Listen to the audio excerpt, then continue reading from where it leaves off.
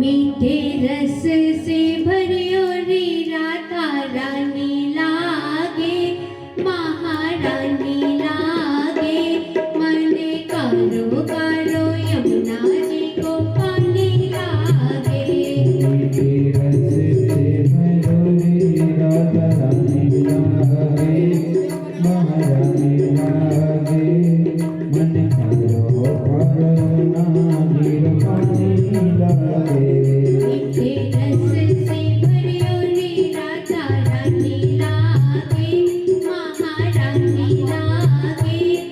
मन कारो कारो यमुना जी लो पानी लागे। मीठे रस से भरियो री राधा रानी लागे, महारानी लागे। मन कारो कारो यमुना जी लो पानी लागे।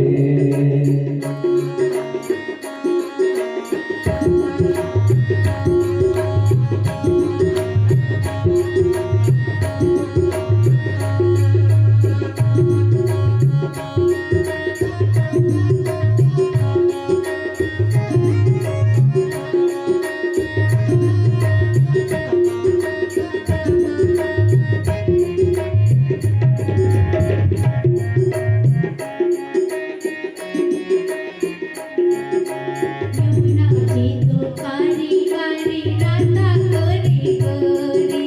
यमुना जी तो कारी कारी राधा गोरी गोरी। यमुना जी तो कारी कारी राधा गोरी गोरी। यमुना जी तो कारी कारी राधा गोरी गोरी। वृंदावन में धूम मचावे बरसाने की चोरी। वृंदावन में धूम मचावे बरसाने की चोरी। बेचे धाम राधा जोगी राजधानी लागे, महारानी लागे।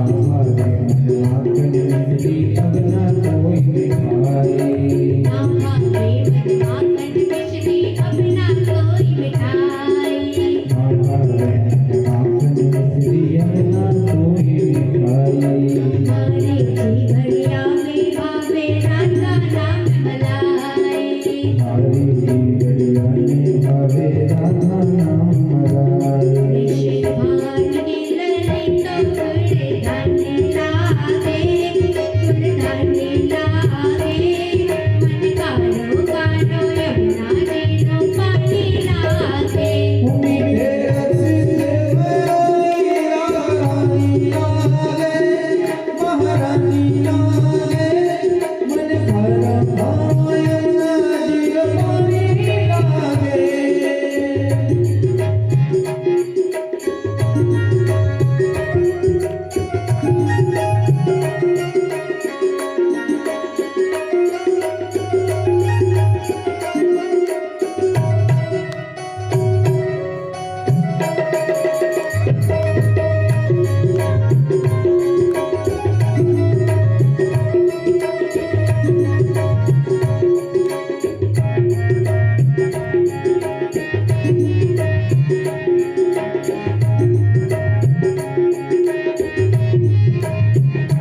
कान्हा दूरली में तेरे सुमरे बारंबार कान्हा दूरली में तेरे सुमरे बारंबार कान्हा दूरली में तेरे सुमरे बारंबार कान्हा दूरली में तेरे सुमरे बारंबार कोटि रूप धरे मनमोहन कोई न पावे पार कोटि रूप धरे मनमोहन कबो न पावे पार राधा राम ने अनोखे कटे रानी लागे महारानी लागे मन कारो कारो यमुना जीनो पानी लागे मीठे रस से भरी रानी लागे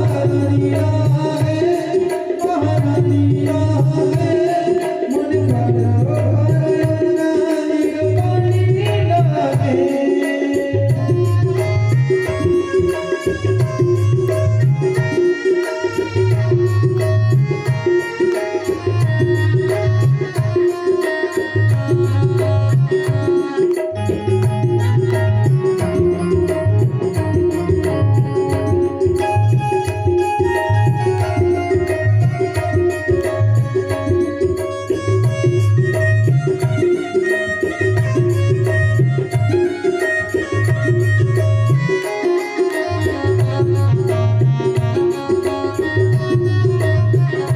राधा राधा नाम रटत है जो नर आठों याम राधा राधा नाम रटते जो नर आठो याम राधा राधा नाम रटत है जो नर आठों याम राधा राधा नाम रटते जो नर आठो याम उनकी बाधा दूर करत है राधा राधा नाम उनकी बाधा दूर करते हैं राधा राधा नाम राधा नाम में सफल चित्त गानी लागे चित्त गानी लागे मन कारो कारो यमुना जीनो पानी लागे मीठे रस से भरी रानी लागे महारानी लागे मन भरा भरा यमुना जीव पानी लागे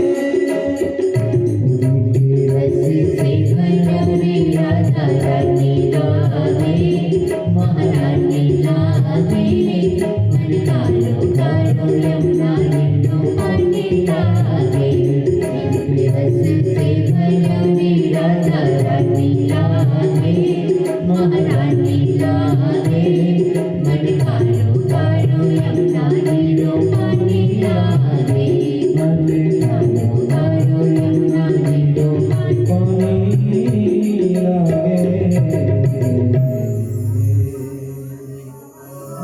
बोलिए भक्तवत्सल भगवान की जय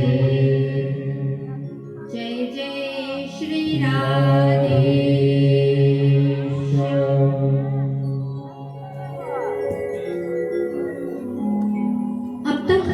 कथा में श्रवण किया कि ब्रह्मा जी ने 10 प्रकार की सृष्टि की, फिर भी सृष्टि आगे नहीं बढ़ी।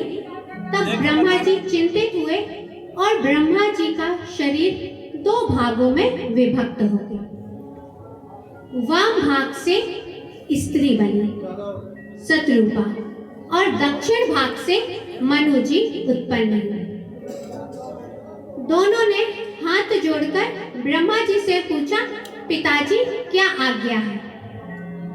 ब्रह्मा जी ने कहा कि अब आप लोग सृष्टि आरंभ कीजिए। मनु जी ने कहा कि हम लोग सृष्टि करेंगे, लेकिन हमारी प्रजा रहेगी कहाँ, क्योंकि इस समय पृथ्वी जलमग्न है।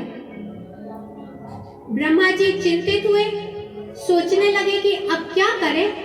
उसी समय ब्रह्मा जी की नासिका से अंगुष्ठ के आकार का एक सुअर का बालक उत्पन्न हुआ, जो देखते ही देखते विशाल आकार का धारण कर लिया। बोलिए वाराह भगवान की जय। और उन्होंने देखते ही देखते विशाल आकार धारण कर लिया। सभी देवताओं ने प्रार्थना की कि भगवान, हम आपको पहचान गए हैं, आपने पृथ्वी के उद्धार के लिए ही यह वाराह अवतार सूकर का रूप धारण किया हुआ है। अब आप जल्दी ही पृथ्वी का उद्धार कीजिए। देवताओं की प्रार्थना से भगवान वाराह तुरंत समुद्र में प्रविष्ट हुए और रसातल में पृथ्वी थी उसे अपनी दाढ़ पर रखकर बाहर लेकर आ रहे थे। उसी समय उन्हें एक हिरण्याक्ष नाम का दैत्य मिला, जिसने उनके ऊपर गदा से जोर से प्रहार किया। लेकिन वराह भगवान ने कुछ कहा नहीं। समुद्र और पृथ्वी को जल पर लेकर आए, आधार शक्ति प्रदान की और पृथ्वी को जल में स्थापित कर दिया। और फिर हिरण्याक्ष को जैसे कि कोई सिंह गजराज को मार डालता है, उसी प्रकार खेल ही खेल में भगवान ने उस हिरण्याक्ष का वध कर दिया। विदुर जी ने प्रश्न किया, मैत्रेय जी, उस समय तो संपूर्ण पृथ्वी जलमग्न थी, तब यह हिरण्याक्ष नाम का दैत्य कहां से आ गया? यह कथा विस्तार पूर्वक बतलाई। मैत्रेय जी ने कहा कि यह पूर्व कल्प की बात है। एक बार कश्यप जी की पत्नी दिति पुत्र प्राप्ति की इच्छा से अपने पति कश्यप जी के पास में आई। उस समय कश्यप जी संध्या वंदन कर रहे थे। उन्होंने दिति से कहा, ऐसा घोर तमा वेला घोर नाम घोर दर्शन। देखो देवी, अभी यह शिव वेला है, भयंकर वेला है, इसीलिए तुम अभी कुछ क्षण ठहर जाओ, क्योंकि संध्या के समय भगवान शिव बैल में सवार होकर पार्वती जी को लेकर अपने सभी गणों भूत प्रेत आदि को लेकर पृथ्वी में विचरण करते हैं, इसीलिए यह शिव वेला है। लेकिन दिति नहीं मानी। तब कश्यप जी ने सोचा कि यह भगवान का ही कोई विधान है। और फिर कश्यप जी ने कहा, देखो देवी, तुम्हारे गर्भ में 2 असुर बालक आएंगे जो धर्म विरोधी होंगे, ब्राह्मण विरोधी होंगे और वेद विरोधी होंगे। दिति को अपनी भूल का पश्चाताप हुआ और उसने अपने पति कश्यप जी से प्रार्थना की कि पति देव, ऐसा ना हो, ऐसी कुछ मेरे ऊपर कृपा कीजिए। कश्यप जी ने कहा कि तुम्हें अपनी गलती का पश्चाताप हो गया है, इसीलिए तुम्हारे जो पुत्र हैं वह तो असुर होंगे, लेकिन जो तुम्हारा पौत्र होगा वह भगवान का भक्त होगा। अलम पटः सील धरो गुणाकर। वह सभी के सुख में सुखी होगा और सभी के दुख में दुखी होगा। जिस प्रकार चंद्रमा ग्रीष्म ऋतु में सबको शीतलता प्रदान करते हैं, उसी प्रकार जो तुम्हारा पौत्र होगा वह जितने भी दुखी लोग होंगे उनको शांति प्रदान करेंगे, जिस प्रकार चंद्रमा शीतलता प्रदान करता है। और वही प्रहलाद जी हुए। दीदी ने अपने पुत्रों की दुष्टता के कारण उन्हें 100 वर्ष तक गर्भ में ही धारण किए रखा। जब दीदी ने 100 वर्षों तक गर्भ को धारण किए रखा, तब जो देवता थे और लोकपाल थे, उनकी शक्ति क्षीण होने लगी। सभी घबराए और सभी ने सोचा कि ऐसा तो पहले कभी नहीं हुआ कि हम लोगों की शक्ति तेज क्षीण हुआ हो।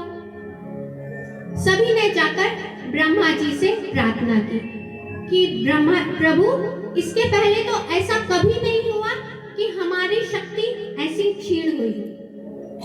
तब ब्रह्मा जी ने कहा, इसमें घबराने की बात नहीं है।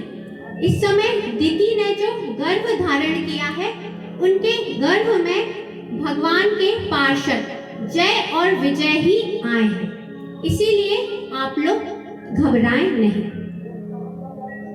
और फिर कथा बतलाई कि एक बार सनकादिक बैकुंठ में गए भगवान के दर्शन के लिए। सनकादिक 4 भाई हैं, सनक, सनंदन, सनातन और सनत कुमार। यह भगवान के भक्त हैं और हमेशा ही सभी जगह विचरण करते रहते हैं बिना किसी रोक टोक के। अब उन्होंने भगवान के दर्शन की इच्छा से बैकुंठ में प्रवेश किया। 6 दरवाजों को तो पार कर लिया बिना किसी रोक टोक के, बिना किसी के पूछे हुए। और जैसे ही 7वें दरवाजे पर पहुंचे तो वहां पर भगवान के 2 पार्षद थे, जय और विजय। उन्होंने बैत अड़ाकर सनकादिकों के मार्ग को रोक दिया। सनकादिकों को क्रोध आ गया क्योंकि उन्हें भगवान के दर्शन में व्यवधान उत्पन्न हुआ। इसीलिए उन्होंने क्रोध में आकर जय और विजय को शाप दे दिया कि तुम लोगों की यह जो बुद्धि है, यह समता वाली नहीं है। बैकुंठ में जो भी बैकुंठ में निवास करता है, उसकी बुद्धि सम रहती है, सभी में सभी के लिए समान रहती है। लेकिन तुम लोग बैकुंठ में होकर भी तुम लोगों की यह जो बुद्धि है, यह भेद बुद्धि है। और जो यह भेद बुद्धि है, यह असुरों में होती है। और तुम लोगों ने हमारे मार्ग को 3 बार रोका है, इसीलिए जाओ, तुम लोग 3 बार असुर योनि में जाओ। इस प्रकार सनकादिकों ने जैसे ही जय और विजय को शाप दिया, यह सुना भगवान ने। तब भगवान स्वयं चलकर वहां पर आए। सनकादिकों ने भगवान को देखा और उन्हें के चरणों में दंडवत प्रणाम किया और भगवान से हाथ जोड़कर कहने लगे, भगवान, हम लोगों से एक बड़ा ही अपराध हो गया है। हम लोगों ने आप क्रोध में आकर आपके यह जो पार्षद हैं, जय और विजय, इनको शाप दे दिया। भगवान ने कहा कि इसमें आप लोगों का कोई भी दोष नहीं है। एक बार इन्होंने लक्ष्मी जी का भी मार्ग रोका था, तब लक्ष्मी जी ने भी उन्हें यही शाप दिया था। लेकिन मैंने लक्ष्मी जी के कहने पर इन्हें यहाँ से नहीं निकाला। क्यों? क्योंकि लोग यही कहते कि भगवान स्त्री लंपट है। अपनी स्त्री के कहने पर भगवान ने अपने पार्षदों को निकाल दिया। यह मेरी ही प्रेरणा थी कि आप लोगों ने इनको शाप दिया है। अब यह शीघ्र ही असुर योनि में जाएंगे। जय और विजय ने भगवान से हाथ जोड़कर प्रार्थना की कि भगवान, हमें यह जो दंड मिला है, यह हमारे कर्मों के अनुसार हमें उचित ही दंड मिला है, लेकिन हमारी आपसे यह प्रार्थना है कि हम लोग असुर योनि में तो जा रहे हैं, लेकिन हमारे ऊपर यह कृपा कीजिए कि आपकी स्मृति सदा हमारे हृदय में बनी रहे। भगवान ने कहा कि ठीक है, तुम लोग 3 जन्म तक असुर योनि में रहोगे और मैं ही तुम्हारा उद्धार करूंगा और फिर तुम लोग वापस वैकुंठ में आ जाओगे। वही जय और विजय सबसे पहले हिरण्याक्ष और हिरण्यकश्यपु बने। तब भगवान ने हिरण्याक्ष के उद्धार के लिए वाराह अवतार रखा और हिरण्यकश्यपु को मारने के लिए भगवान ने नरसिंह अवतार धारण किया। वही जय और विजय दूसरे जन्म में रावण और कुंभकर्ण बने। उन्हें भगवान ने राम अवतार धारण करके उनका उद्धार किया। और वही जय और विजय तीसरे जन्म में दंतवक्र और शिशुपाल बने। तब भगवान ने श्री कृष्ण अवतार धारण करके उनका उद्धार किया। वही जय और विजय इस समय दिति के गर्भ में आए हैं। दितस्तु भर्तुरादेशा दाम्पत्य परिशंकिनी पूर्णे वर्षे सते साध्वी पुत्रौ प्रसूसुवे यमौ। दिति ने अपने पति के कथनानुसार कि यह जो मेरे पुत्र होंगे यह बड़े ही दुष्ट होंगे, उनकी दुष्टता की आशंका से दिति ने उन्हें 100 वर्ष तक गर्भ में ही धारण किए रखा।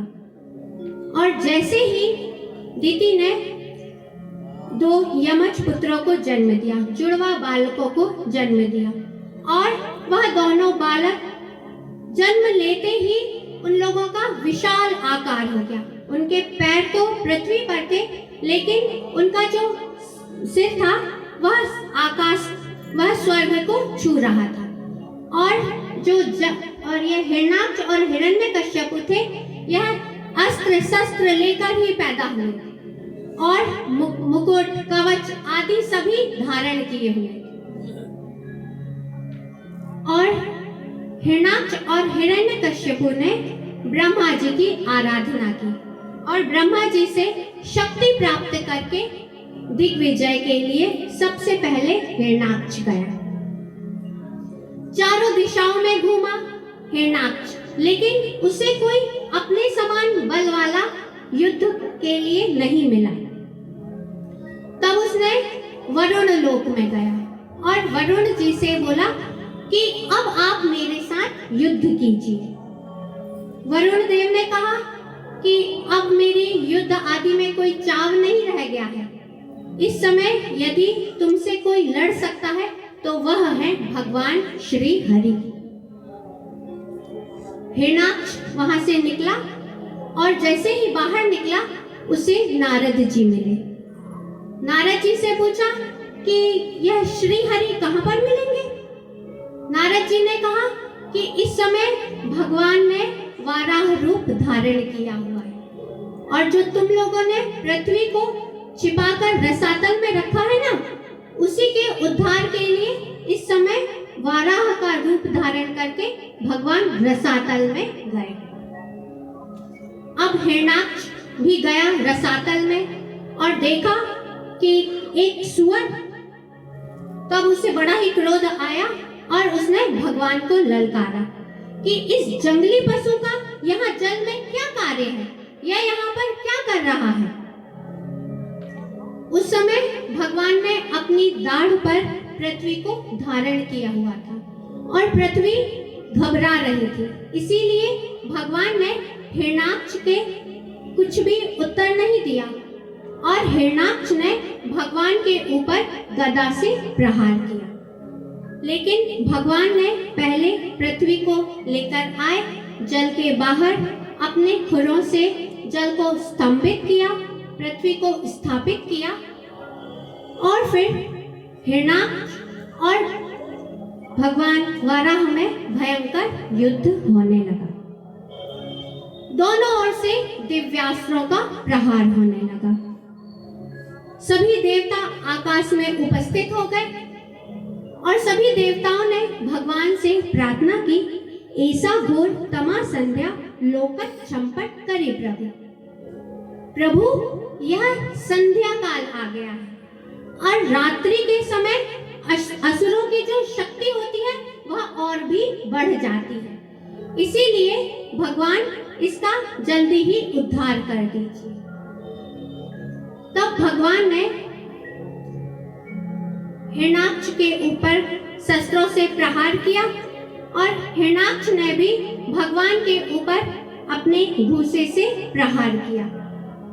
उस समय भगवान को ऐसा लगा कि जैसे कि कोई हाथी को फूल से मार दे, वैसा ही भगवान को लगा। फिर भगवान ने भी सा आहतो विश्वजिताः वक्या परिभ्रमत गात्र उदस्त लोचना, जैसे कि कोई छोटे बालक को खेल ही खेल में धीरे से मार देता है, वैसे ही भगवान ने उस हिरण्याक्ष को धीरे से तमाचा मारा और वह ऐसे धराशाही हो गया जैसे कि वायु के वेग से वृक्ष धराशाही हो जाते हैं, उसी प्रकार वह हिरण्याक्ष मारा गया। सभी देवताओं ने आकाश से पुष्प वृष्टि की और सभी ने भगवान की स्तुति की। नमो नमस्ते खिलयज्ञ तंतवे स्थितौ प्रहिता मलसत्व मूर्ते। भगवान आपकी जय हो, जय हो। आपके प्रत्येक रोमकूप में अनेक अनेक यज्ञ समाये हुए हैं। हम आपको नमस्कार करते हैं। आपने इस दैत्य का वध किया, अब आप अपना क्रोध शांत कीजिए और हम सभी पर प्रसन्न हो जाइए। भगवान ने अपना क्रोध शांत किया और फिर वहां से अंतरित हो गए। जो इस पावन चरित्र का श्रवण करता है उसकी इंद्रियों में शक्ति प्राप्त होती है और उसकी समस्त कामनाएं पूर्ण होती है।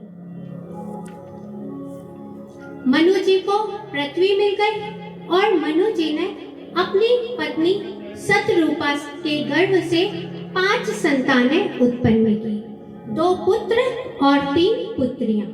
2 पुत्र थे उत्तानपाद और प्रियव्रत, 3 पुत्रियां थी आकुति, देवहूति और प्रसूति। विदुर जी ने कहा, मैत्रेय जी, अब मैं आपसे मनु जी के वंश का वर्णन सुनना चाहता हूँ। तब मैत्रेय जी ने कहा कि ब्रह्मा जी के पुत्र थे छाया कर्दमो जके। ब्रह्मा जी ने अपनी छाया से कर्दम जी को उत्पन्न किया और कर्दम जी ने 10,000 वर्षों तक भगवान की आराधना की, तप किया। कर्दम जी के तप से भगवान प्रसन्न हो गए और भगवान वहां पर प्रकट हुए। भगवान ने कहा कि वर मांगिए। तब कर्दम जी ने वर मांगा, तथा स चाहम परिवोडु कामा समान शीलाम गृहमेद देनुम उपेयी वान मूलमशेष मूलम दुरासया काम दुदांग्रि पश्य।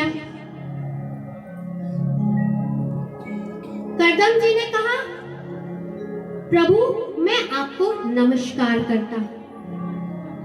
इस समय मेरा यह मन है, यह काम कलुषित हो गया है, इसीलिए मैं विवाह करने के लिए अपने गुण, सील, स्वभाव और गृह कार्य में दक्ष कन्या चाहता हूँ विवाह के लिए। भगवान और फिर कर्दम जी ने कहा कि जिस प्रकार मकड़ी अपना जाला को बनाती है, उसका रक्षण करती है और फिर उसको अंत में खुद ही निगल जाती है, उसी प्रकार प्रभु आप भी इस संसार को बनाते हैं, इसका पालन करते हैं और फिर इसे अपने में ही लीन कर लेते हैं। मैं आपको नमस्कार करता हूँ, आप कल्प वृक्ष के समान हैं। भगवान ने कहा कि मेरा यह जो भी तप करता है वह कभी भी निष्फल नहीं जाता है, और आप जैसे तपस्वियों की तो मैं कैसे कामना पूर्ण ना करूँगा। और भगवान ने कहा, परस्वो धर्म कोविदा। परसों महाराज मनु अपनी पुत्री देवहूति को लेकर आएंगे, आप उनके साथ विवाह कर लीजिएगा, और मैं भी आपके यहाँ पुत्र के रूप में जन्म लूंगा और सांख्य शास्त्र की रचना करूंगा। जब भगवान ने कर्दम जी को वरदान दिया था, उस समय भगवान के आंखों से अश्रु की एक बूंद धरती पर गिरी थी, जिससे वहां पर बिंदु सरोवर बन गया। अब भगवान के कथनानुसार महाराज मनु अपनी पत्नी सतरूपा के साथ अपनी पुत्री देवहूति को लेकर कर्दम जी के आश्रम में आए। कर्दम जी को प्रणाम किया और कर्दम जी से कहा कि यह मेरी पुत्री देवहूति है। यह अपने लिए पति को ढूंढ रही है, और जब से इन्होंने नारद जी के मुख से आपके गुण के, शील के, तप के, आयु के बारे में सुना है, तभी से मन ही मन इसने आपको अपने पति के रूप में स्वीकार कर लिया है। और मैंने सुना है कि आप भी विवाह करने के इच्छुक हैं। तब कर्दम जी ने कहा कि अभी आपकी पुत्री का किसी के साथ वाकदान नहीं हुआ है, इसीलिए मैं आपकी पुत्री से विवाह करने को तैयार हूँ, क्योंकि आपकी यह जो पुत्री है, यह उत्तानपाद और प्रियव्रत की प्यारी बहन है, और संप्रार्थयन्तीं ललना ललामा मशेविता श्री चरणेन दृष्टां वत्सां मनोरुच्य पदा स्वसारं को नानुमन्येत बुधो बियता। आपकी यह जो पुत्री है, यह बड़ी ही गुणशील है। जिस किसी व्यक्ति ने लक्ष्मी जी के चरणों की कभी आराधना नहीं की है, उनको तो इनका दर्शन करना भी दुर्लभ है, और यह स्वयं चलकर विवाह का प्रस्ताव लेकर आई हैं, तो ऐसा कौन पुरुष होगा जो इनका प्रस्ताव को अस्वीकार करेगा। मैं आपकी पुत्री से अवश्य विवाह करूंगा, लेकिन एक शर्त के साथ। जब तक एक पुत्र नहीं हो जाता, तब तक मैं इनके साथ गृहस्थ धर्म में रहूंगा, और जैसे ही पुत्र उत्पन्न हो जाएगा और फिर मैं संन्यास धारण करके वन को चला जाऊंगा। मनु जी ने देवहूति जी के तरफ देखा, तब देवहूति जी ने कुछ कहा नहीं, केवल मंद मंद मुस्कुराकर अपनी सहमति प्रकट की।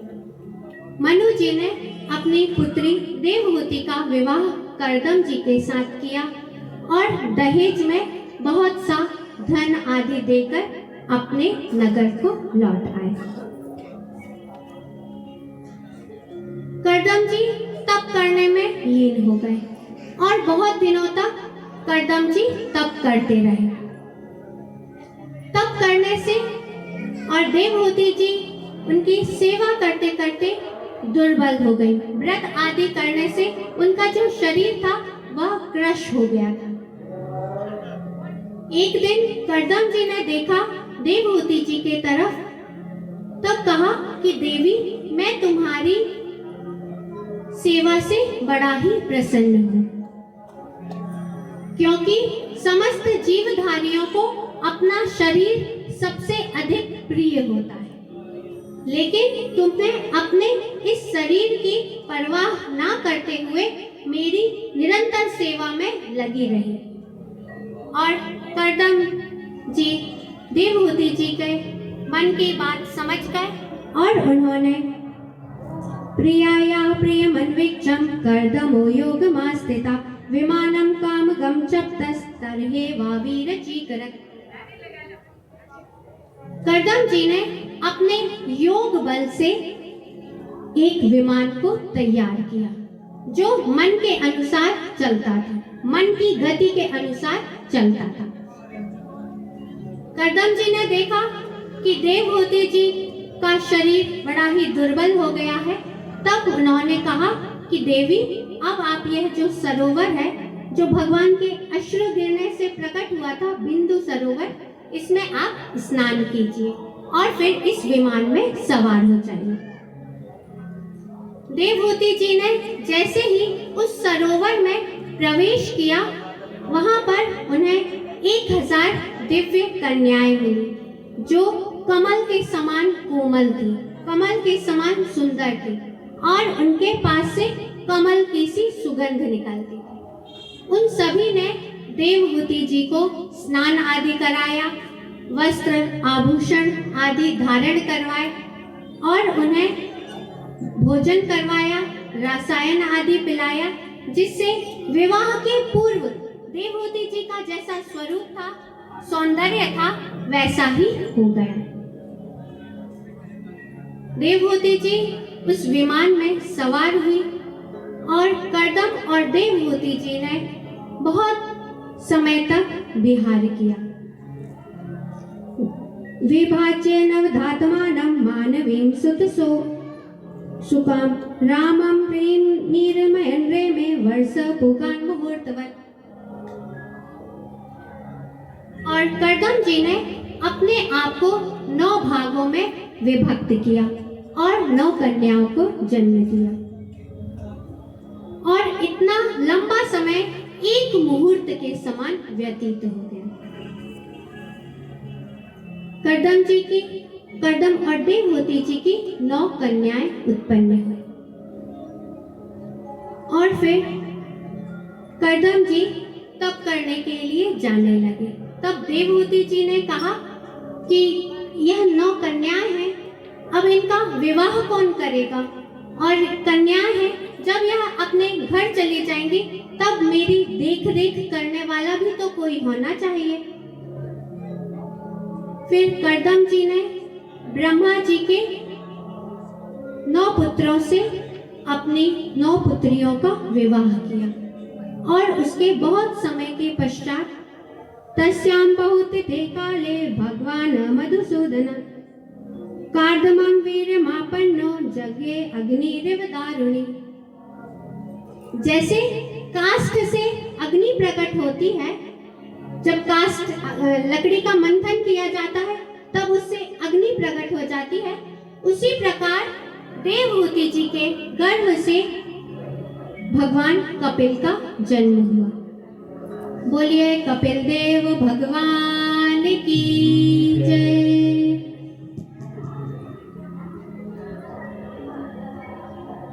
जैसे ही उनका जन्म हुआ, सभी जितने भी ब्रह्मा आदि देवता थे सभी वहां पर प्रकट हुए और ब्रह्मा जी ने कहा, अयम सिद्ध गणाधीशा सांख्याचार्य सुसम्मता लोके कपिल इत्याख्याम गंता ते कीर्तिवर्धना। यह भगवान के साक्षात अवतार है, इसीलिए यह कपिल के नाम से विख्यात हुआ। फिर कर्दम जी ने देखा कि पुत्र ने जन्म ले लिया है और फिर अब अपने पुत्र से आज्ञा लेकर अब अपने पुत्र से कह रहे हैं कर्दम जी कि प्रभु, मैं आपको प्रणाम करता हूँ, अब मैं आपसे आज्ञा चाहता हूँ कि मैं दिव्य तप करने के लिए वन में जा सकता हूँ। तब कर्दम जी ने कहा कि अब आप दिव्य तीव्र योग के द्वारा मुझ को ही मेरा जो यह अभय पद है, मुक्ति का पद है, उसे आप प्राप्त कीजिए और मेरा भजन कीजिए। कर्दम जी वन को चले गए और सभी पुत्रियों का विवाह भी हो गया था। तभी माता देवहूति ने एक दिन अपने पुत्र को कपिल देव जी को एक श्रेष्ठ आसन प्रदान किया और फिर उनसे हाथ जोड़कर प्रश्न किया। तम त्वागताहं शरणं शरण्यं सौभृत्य संसारतरो कुठारं जिज्ञासयाहं प्रकृते पुरुषस्य नमामि सद्धर्म विदां वरिष्ठम। माता देवहूति जी ने अपने पुत्र से, देखिए, उनको गुरु बना लिया अपने पुत्र को, और अब अपने पुत्र से हाथ जोड़कर प्रश्न कर रही है। कह रही है, प्रभु मैं आपको नमस्कार करती हूँ। अब और यह जो आपका ज्ञान है, यह अज्ञान अंधकार को दूर करने के लिए कुठार के समान है, कुल्हाड़ी के समान है। इसीलिए मैं आपसे प्रकृति और पुरुष का ज्ञान प्राप्त करने की इच्छा से आपके पास में आई हूँ। तब भगवान कपिल ने कहा कि माता जी, इस मन को ही संसार का बंधन माना गया। यह जो मन है, यह जब संसार में आसक्त हो जाता है, तब संसार की तरफ लग जाता है, तब यही आसक्ति का कारण बन जाता है। और यही मन जब भगवान के चरणों में लग जाता है या किसी संत के चरणों में लग जाता है, तब यह मोक्ष का खुला द्वार बन जाता है।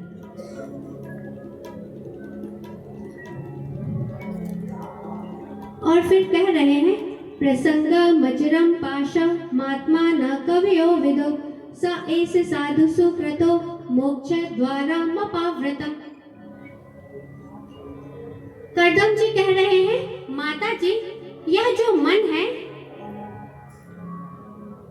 इसे ही बंधन का कारण माना गया है। यही जो मन है, जब किसी संत महापुरुष के चरणों में लग जाता है, तब यह मोक्ष का खुला द्वार बन जाता है।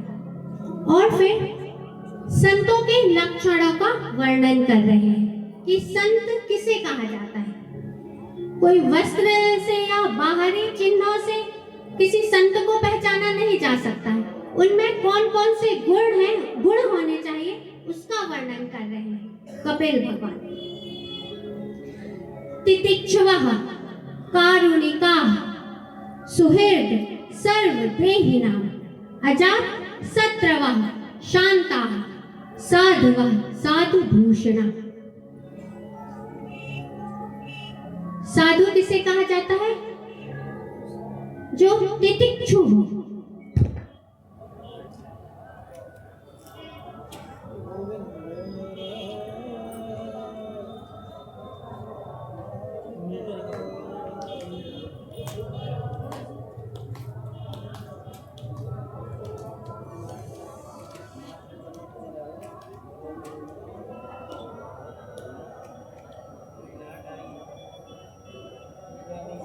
श्री राधे।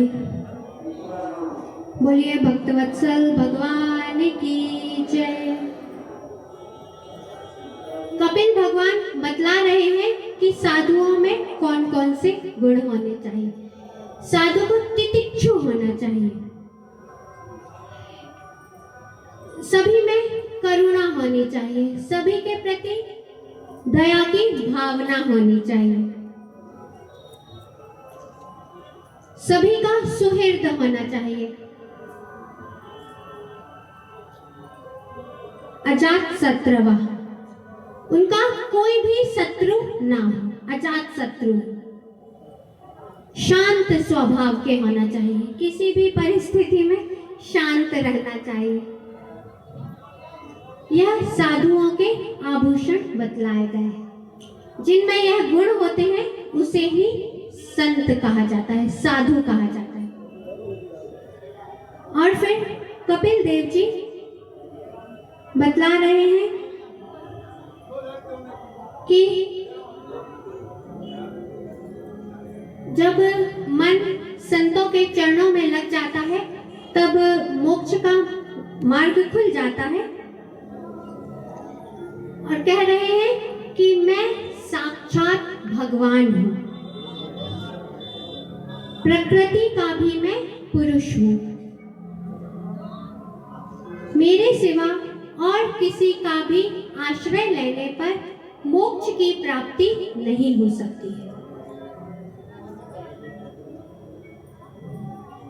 और कह रहे हैं कि मेरे ही भय से यह वायु चलती है, मेरे ही भय से सूर्य प्रकाश देते हैं, मेरे ही भय से अग्नि जलती है और मेरे ही भय से काल भगवान यम अपने कार्य में प्रवृत्त होते हैं। और फिर कह रहे हैं कार्य कारण कर्तृत्वे कारणम प्रकृतिम विदुम भोक्तृत्वे सुख दुखानां पुरुषः प्रकृते परम। कह रहे हैं कि कार्य रूप शरीर, कारण रूप इंद्रियां और कर्ता रूप यह शरीर, कार्य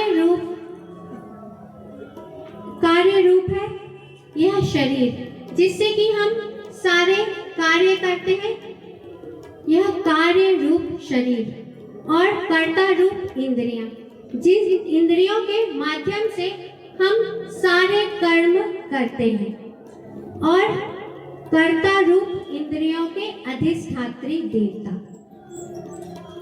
जब सृष्टि का वर्णन किया था उस समय बतलाया था कि भगवान के जो विराट स्वरूप है उसमें जितनी भी इंद्रियां हैं उनमें भगवान ने अलग अलग रूप में प्रकट हुए थे, वही इंद्रियों के अधिष्ठात्री देवता।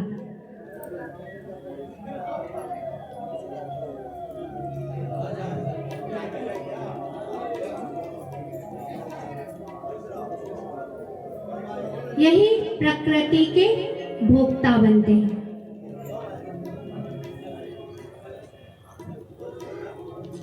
बोलिए भक्तवत्सल भगवान की जय, पूज्य सद्गुरुदेव भगवान की जय।